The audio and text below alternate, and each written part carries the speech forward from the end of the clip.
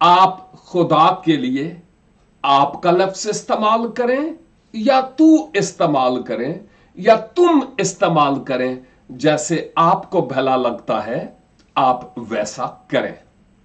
میں کیوں آپ کا لفظ استعمال کرتا ہوں کہ اگر آپ میرے سامنے آئیں، میں آپ سے بات کر رہا ہوں، تم ادھر بیٹھ جاؤ، تم کیا کرتے ہو، ایسے ہی بات کروں گا؟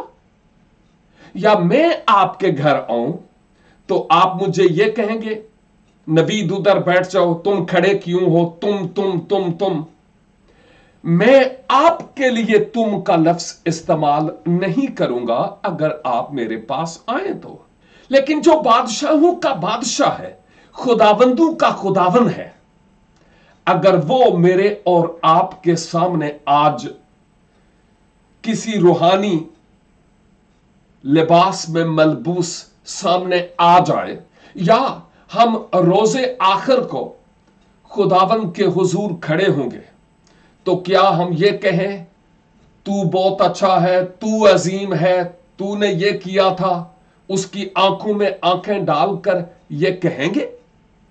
اگر تو آپ اس کی آنکھوں میں آنکھیں ڈال کر کہیں گے تو بہت مہان ہے، تو بہت عظیم ہے، پھر تو آپ جتنا مرضی تو کر کے مخاطب ہوں۔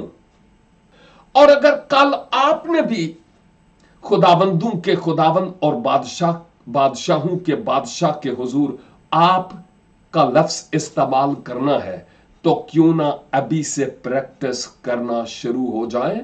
ہم اپنے مشرقی روایات کو یک طرف رکھتے ہوئے خداوند خدا کو اپنی زندگی میں اول درجہ اور ترجیح دیں اور اس کے تقدس کو بحال رکھیں۔